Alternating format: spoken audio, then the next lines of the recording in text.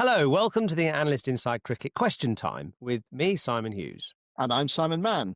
It's the 3rd of October 2025. We've asked you for some questions. We've got some good ones, actually, coming up, including who's the worst Test batsman in the world, and do we rate this current India white ball side as one of the finest white ball sides that's ever lived? We've got some questions about Nottinghamshire as well. Just to relate on to India, just briefly, actually, before we start. Good story came out of the Women's World Cup, which, of course, is now underway. England are playing today against South Africa. The first match in that tournament in Guwahati, India v Sri Lanka, broke records for a group game in a women's tournament.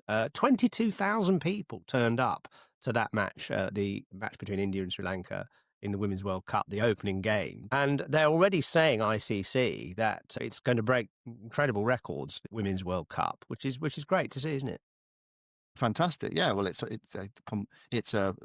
on the rise, isn't it? And to play a tournament in India, you're definitely going to get very good crowds for India's matches, and they have big stadiums. So yeah, I'm not surprised that people are turning up to watch. So let's get into the questions. A few questions about Nottinghamshire, the title winners, of course, to start with, related to their success. Will Gould says, what are the ingredients that Notts had to beat Surrey and therefore win the county championship this season? We've sort of considered this a bit before. We had Peter Moores on our podcast the last time at the weekend. So we've got a few answers to that. Where do you start, Simon? Well, it's as always, it's a combination of factors, isn't it? To hit that sweet spot to take the title away from Surrey. Let's look at Notts to start with. I think that, well, Peter said it himself, they were kind of like a maturing squad. And also, I think they were a squad that didn't have many international call-ups, so very settled. We talked about this with Peter. Lots of players played quite a lot of the matches. In Asib Hamid, they had a captain that was maturing. I mean, Peter himself said it, didn't he? That last year he was good on the field, but not very good off it. This year he was good on the field and off it, dealing with all the things you have to as a captain off the field. They had some really good overseas bowlers. So Fergus O'Neill got the wickets at the start. And then Mohammed Abbas, when Fergus O'Neill wasn't available, played 9 matches. So he was able to provide a spearhead. And also Josh Tongue providing a spearhead as well. Vital wickets at the Oval to win them the match against Surrey, and county cricketers who were kind of a good level, but not at the moment quite good enough to get selected for England. I think Essex won the title a while back with that sort of formula, that you've got very, very good county players, but not quite international players. Although they had Simon Harmer, who has now been selected for South Africa, but they had him the whole season, for example. The other thing as well, I think there was possibly a slight drop off from Surrey in the sense that in the previous 3 years when they won the title, they won 8 matches. This season they won 5. Okay, one of the reasons for that was because Nottinghamshire beat them, so they were too good for them just about in that incredible match at the Oval towards the end of the season. And Surrey didn't win quite as many matches at home. The pitches at the Oval flattened out a bit. Perhaps occasionally they got a bit unlucky with the weather, and so they couldn't force a win. So I think there was that factor as well. So the oval pitches would start green and then really flatten out, and they couldn't force some wins. So, those sort of combinations, it was very tight at the end, wasn't it? It really did come down to those last 20 runs at the Oval. So it was a great battle for the title, fantastic battle for the title. And Nottinghamshire just about good enough to win, one of the great modern county championship matches. Actually, also, the match they won previous to that against Worcester, which was a nervy run chase, and having guys down the order who could hold their nerve. And I think the cohesion that Peter Moores and Hasib Hamid had created in that team as well over a couple of years meant there were people down the order who felt valued and performed at critical moments like that run chase there. Liam Patterson-White, I think it was, and Lyndon James, who put together a key partnership in that Worcester match, which they could easily have lost. So I think the fact they had lots of strength in depth there probably helped. But I mean, actually, it was a pretty marginal situation in the end, wasn't it?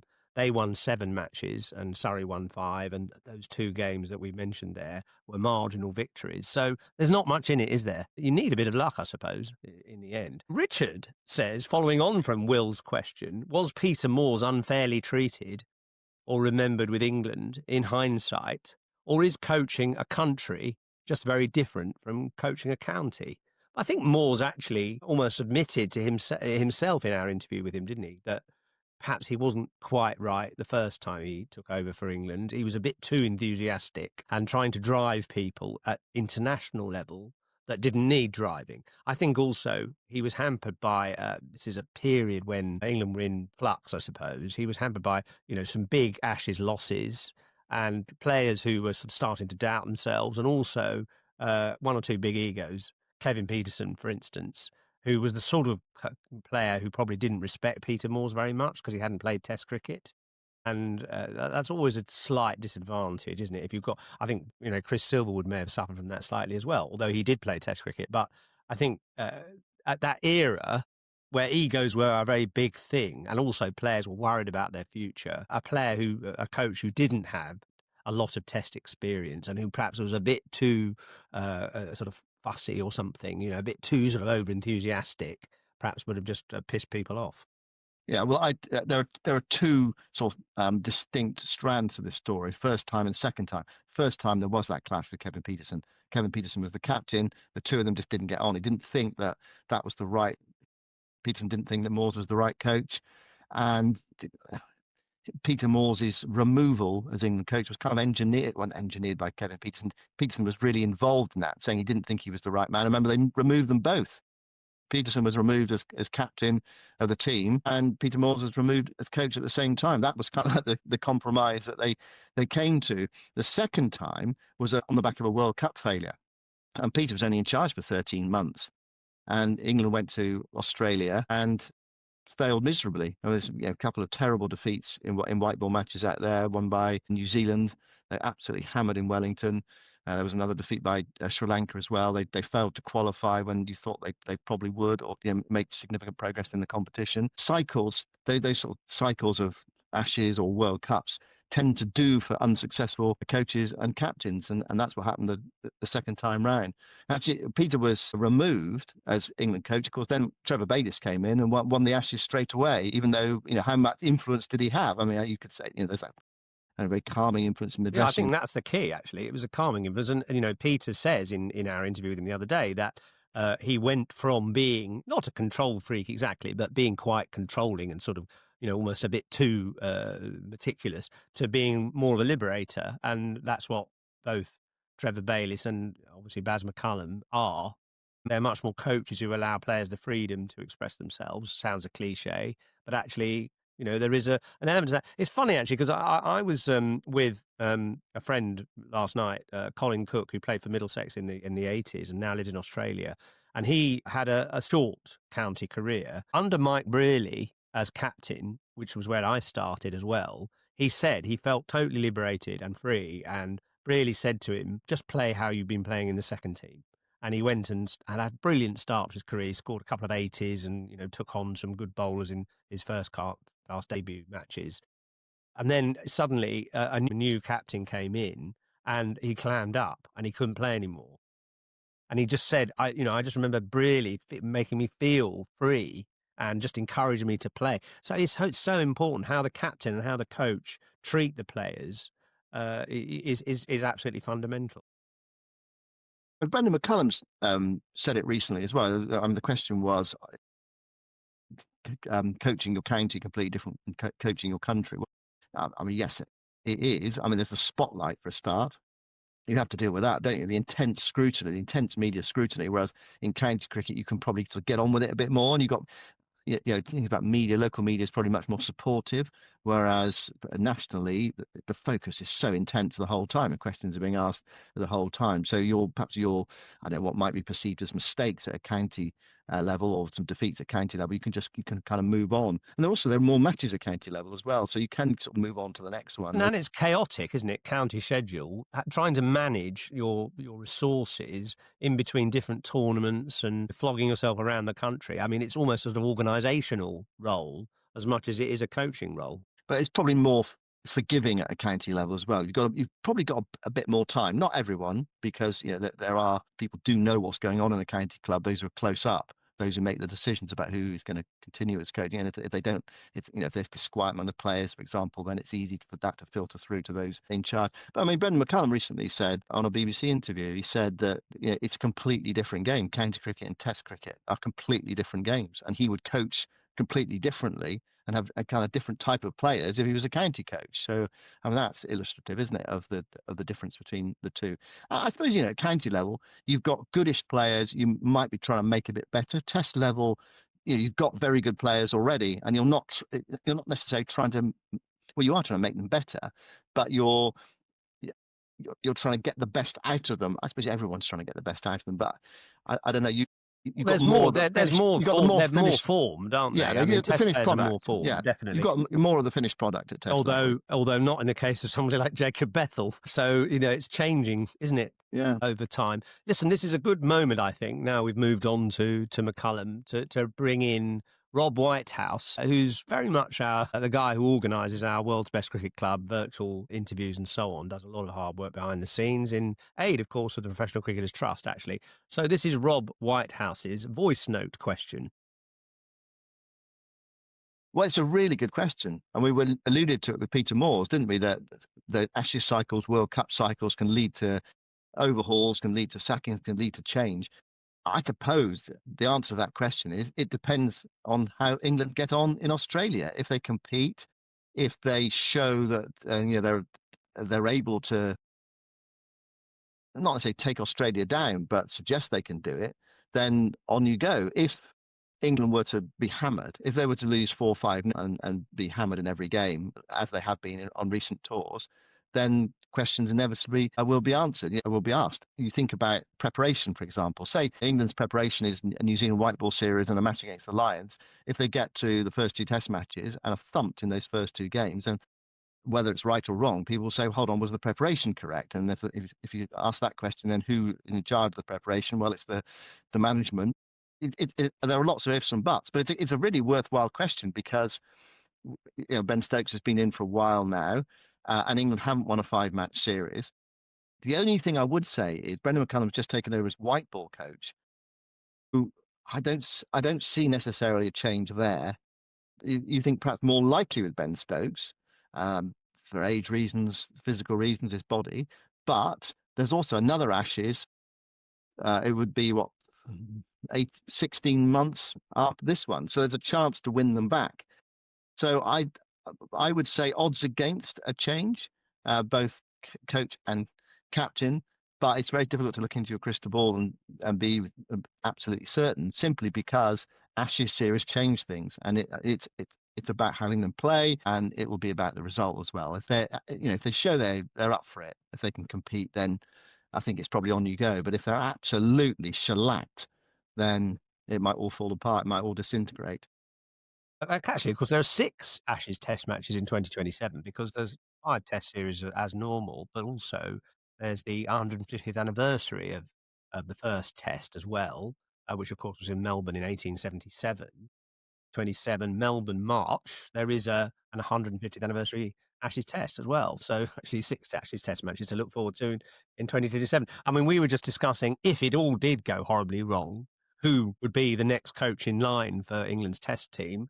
And you immediately said Andrew Flintoff. Good shout, really. And if you listen to his interviews that he's done, recently with various people, he's so enjoying the coaching role. He's obviously got the authority and the knowledge and the experience. So it depends, I suppose, if he's up for it.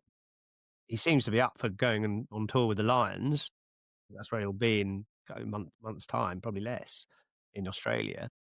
Yeah, good shout. But a lot of things need to happen first, don't they? Before that. Well, one of the things about that is one of the big promoters of Andrew Flintoff is Rob Key. So if England were to be hammered in the Ashes, then you know what it's like, Yoz. We remember it so often happening that if you do get hammered in the Ashes, everyone's position gets questioned, doesn't it? And then you can sack a lot of them, bring them all home. There's normally a Tory MP that stands up in Parliament and says bring them all home. With still 2 matches to go or something. If Rob Key loses his job, then he's a big promoter of Andrew Flintoff. So you just don't know what's going to happen necessarily. But that was the name that I sort of sprung to mind. And in terms of a captain, the next captain, well, I think we know who the next England Test captain is going to be. It's not going to be Ollie Pope, is it? No, it's going to be Harry Brook. With a fair wind, yeah, it's going to be Harry Brook.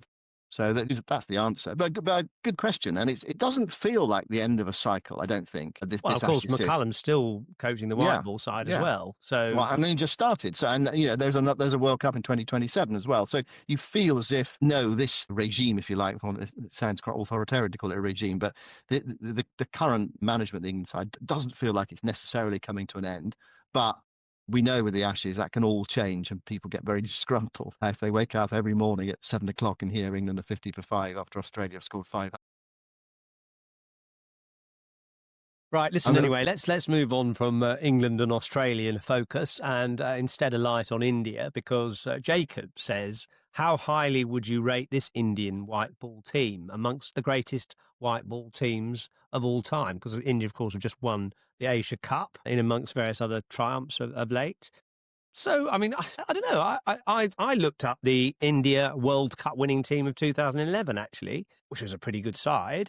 I'm going to read it out to you quickly. Sehwag, Tendulkar, Gambhir at number 3, Kohli at number 4, youngish Virat Kohli, not quite at his best, probably. MS Dhoni, of course, at number 5, Yuvraj Singh, Suresh Raina at number 7. This is the World Cup winning final team. Harbhajan Singh, the off spinner at 8, then Zahir Khan, Munaf Patel, and Srisanth.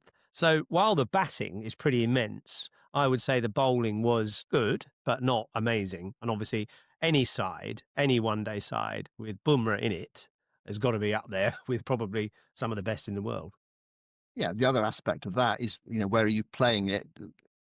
Conditions are different in different parts of the world. But if you're playing it in subcontinental conditions, if you're playing it in Dubai and you get the pitches right, then India's spinners come into it, as we saw in the ICC Champions Trophy. I thought, that's a pretty strong Indian side. I'd say it's hard to go, this particular 11 is stronger or weaker than this, the 2011 side. I think they're both very strong sides. I think overall, India are as strong as they've ever been in white ball cricket. This is their era in white ball cricket, and it might well prove to be in Test cricket as well. I mean, they've won the T20 World Cup away, and that's an important thing as well.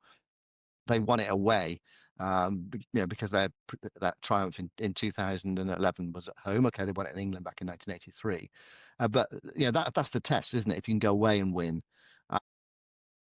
Did they win the Champions Trophy away? Well, they won it in Dubai, sort of semi away from home, and they just won the Asia Cup as well, also in the UAE. I mean, they're very strong, and it's not just about an 11, is it? It's about a 20, it's about 25. Yeah. I think the IPL has has really propelled them forward. The next World Cup in South Africa will be fascinating, actually. The 2027 World Cup, 50 Big over. year, 2027, isn't it? Yeah, it is. Yeah, England, that will be anyway. fascinating to see whether India can go away and win it and dominate the tournament. I mean, they pretty much always get to a semi-final. So it's just a question of what happens in that knockout match. And recently, in those knockout matches, they've been able to come through. But I mean, they're very strong, formidable. The side that won the T20 World Cup in the West Indies a couple of years ago, year and a half ago, Rohit Sharma, of course, Virat Kohli, Rishabh Pant, Suryakumar Yadav, Akshar Patel coming in at number 5 in that final, Dubey, Hardik Pandya, Ravi Jadeja. So a couple of, absolute all-time stars there. Kuldeep Yadav, Arshdeep Singh, who's probably a little bit underrated and very clever bowler in one-day cricket, and Jasprit Bumrah. So that was a pretty decent side. I'll just give you one other one-day side, white ball side, the Australia 2003 World Cup winning side, which was Gilchrist, Hayden, Ponting, Damien Martin, Darren Lehman, Michael Bevan, Andrew Simon. So pretty good up to that point. And then because Shane Warne was suspended, Brad Hogg was the spinner, the left-arm wrist spinner, Andy Bickle, Brett Lee, and Glenn McGrath. So, the bowling wasn't quite at its top notch. Obviously, with Warne in it, it would have been. So that 2003 World Cup winning side, with Warne as well, playing in other matches, that would have been, I suppose, up there challenging this current Indian side. Well, I was comparing India teams, but if you want to compare India against the rest, then that Australian side was of immense unit. They won 3 World Cups in a row, didn't they? Yeah, exactly.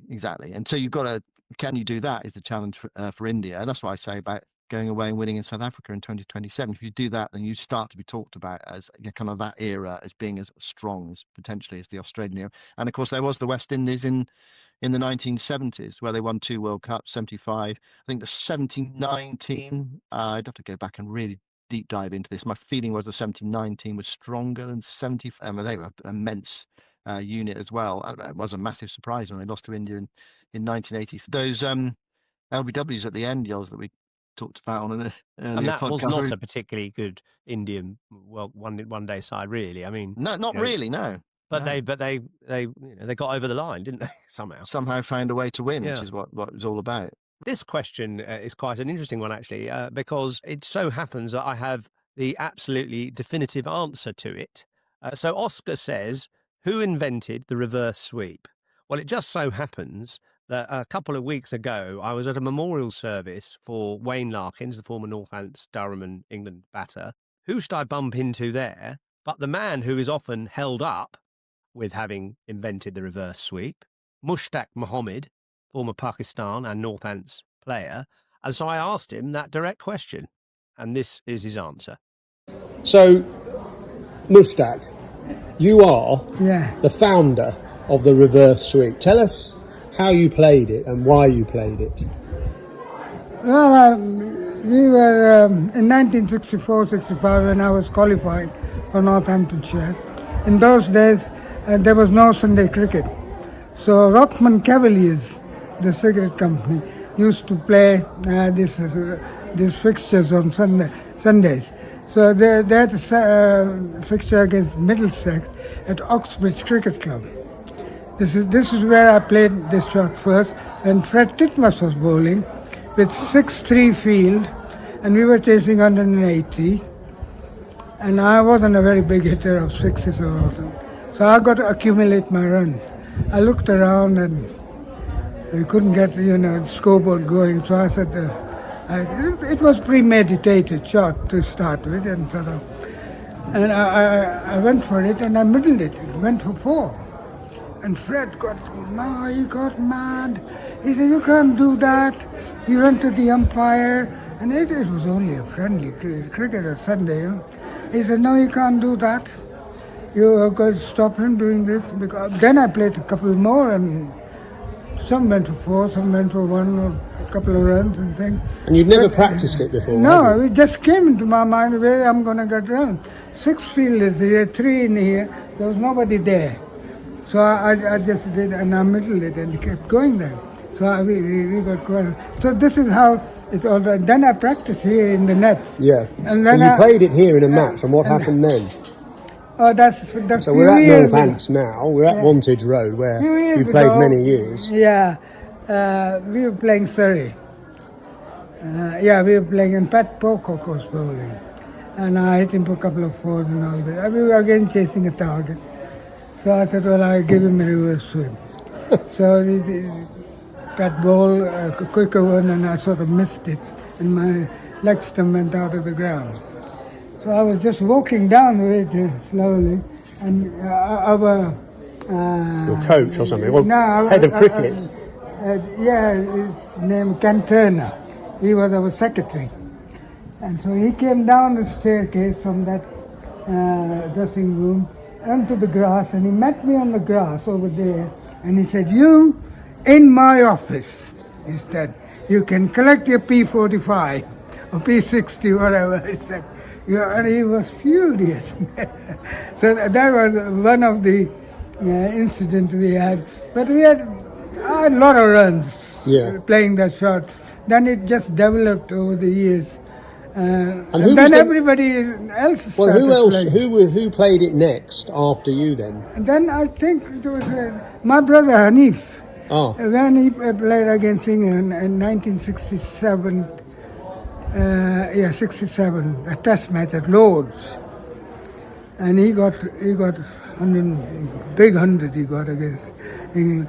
And he played there in Illingworth, was bowling, and he gave him a couple of this. Wow. So he played in test match as well. You must be proud what you started. You see it now. Yeah. People almost play at the first ball, don't they? Yeah, they play scoop and all this. Even more daring, isn't it? Scooping is more daring, I think. Yeah, Well, well done anyway. Yeah. Congratulations for the trend you Thank you. started. It's brilliant. Yeah, it's caught up. It's a great story, isn't it, actually, Mushtaq? I mean, the fact that he played the shot and the bowlers were outraged, both Pat Pocock and Ray Illingworth and others, saying, what are you doing? You can't do that. And then getting ticked off by his head of cricket at Northants as well. But it set in motion a shot which is now de rigueur, isn't it? I mean, everybody, you can't almost make it anywhere in cricket. I mean, a sort of an 8-year-old will try and play it probably before even a normal shot. So it's amazing how it's changed the game, is it? And the thing about it is that it's created this sort of 360-degree repertoire for batters, which has made it a nightmare for bowlers because you don't know where to put the fielders anymore. You need about 15 fielders now. At least when batters were more orthodox, you could set a 6-3 field, as Mushtaq was explaining, having 6 on the leg side and 3 on the offside, which was the conventional off spinners field. You can't do that anymore, can you? You just cannot. You need about 5 or 6 fielders on both sides, ideally. In the past yards, they used to reverse sweep spinners. Now they reverse sweep everybody. When you were playing, did you ever get reverse swept? Actually, I did. It wasn't in a professional match. It was in a match between the Parents 11 and Emmanuel School under 15s. And I was bowling sort of, my military medium kind of retired pace bowlers rubbish. And a 14-year-old reverse swept me for 4. And it was then that I decided I'm giving up. I'm not playing this anymore. It was too embarrassing. Of course, I mean, actually, I did get swept by batters, but more conventional sweeps. Dermot Reeve was one. Martin Spate, who's of course Harry Brooks' coach, played for Sussex and Durham, he did it. Got down on one knee. This is in the late 80s. Got down on one knee and flicked a fast bowler like me over deep mid-wicket, deep square leg. Brilliant shot. So that was more the normal sort of sweep off a fast bowler, which was quite a new thing then. But I can't say I was ever reverse swept, thank God, in a professional match, because I would have just given up if I had been. It would be ignominious in the 1980s if you're a fast bowler to be reverse swept. But these days, well, everyone gets the treatment, don't they? What about this question from Izzy Thomas? Who has the worst test batting average of all time? Well, funnily enough, we were talking about this the other day. I did a pilot show at Lord's, actually, for a new idea I've been trying to create with Roland Butcher and Andy Zaltzman, your mate on TMS, who, of course, is an absolute stats guru. And we were talking about one of the real anomalies of cricket is that you have people who play even at test level who can't do one of the disciplines. They can't bat. They might be a very good bowler. They might be a very good fielder. But, you do get people in Test cricket who cannot bat to save their lives. Glenn McGrath being the obvious example, batting average of 4. So that got us on to who has the worst Test batting average of all time. And I said, is it Chris Martin of New Zealand? Zolt said no. And here's his answer. Bangladesh, Nahid Rana, who's a really promising fast bowler, the quickest bowler Bangladesh has ever had. And he is a heroically awful with the bat. He went through a period where he had 18 consecutive first-class innings in Test and domestic without scoring a run. I think it was 12 ducks and 6 naught not outs. And he then somehow hit 2 fours off Jasprit Bumrah in a Test match to rather ruin his record. But I think his average is round about 1 or just under in Test cricket. So he's way worse than Chris Martin so far, which is something that no one thought would ever happen. But it's a fascinating story, isn't it? Nahid Rana of Bangladesh. I looked him up, 9 Test matches. So he's only just started his career. 9 Test matches, 15 runs, 13 in one innings, actually, with an average of 1.85. And that is slightly lower, obviously, than Chris Martin, whose batting average of 2.37. It brings to the fore stories of cricketers who've taken more wickets and have scored runs. And a couple in Test cricket, Chris Martin being one. He scored 140-odd runs and took over 200 wickets. And another one is the famous mystery spinner for India, Bharat Chandrasekhar, who was a famously terrible batsman who took close to 200 wickets and a lot less runs, about 150 runs. It's interesting, though. I mean, Chris Martin and this Nahid Rana are definitely the worst of a bunch, because no other batters in Test cricket have averaged under 4, and those two are 2 and 1.85. So they definitely qualify as the 2 worst batters in Test cricket. It's weird, isn't it, cricket? As you were talking, I was just trying to think of other sports where the things you do in them vary so much.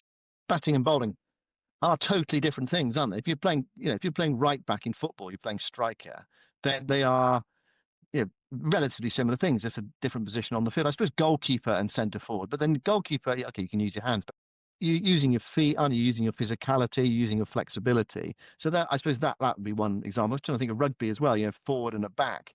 But you're still, these days, actually, it's a bit similar because you need to be able to, ruck and and also you need to be able to ruck and maul as a back as well. Okay, you don't need to scrummage or necessarily be in the line out, but you're still talking about catching and jumping and again being flexible with your body and moving the ball quickly and running forward.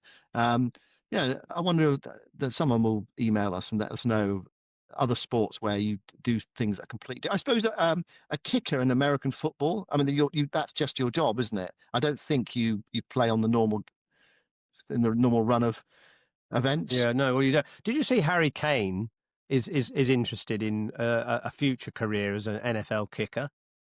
I did it's see interesting that because he's got this incredible record with penalties, hasn't he? An absolutely almost flawless record, which is extraordinary, really.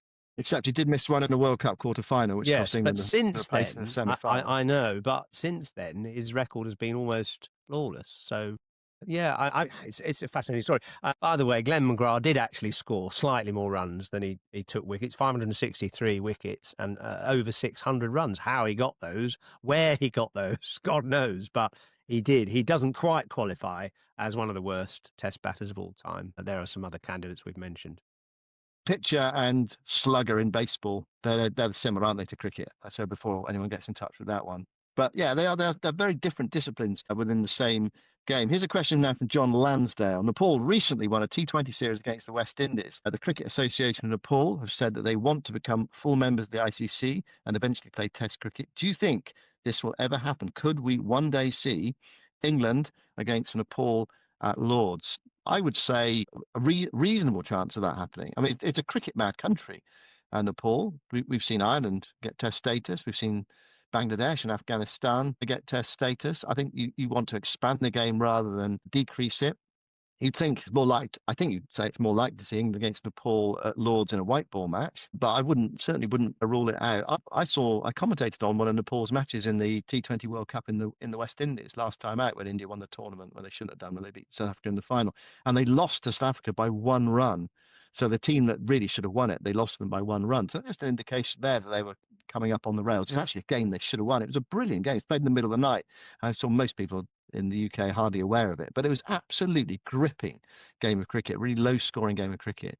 And I don't know how they didn't win the game. Well, probably because they didn't quite have that nous that you need to take down one of the top teams in international cricket. But West Indies are not one of the top teams in international cricket.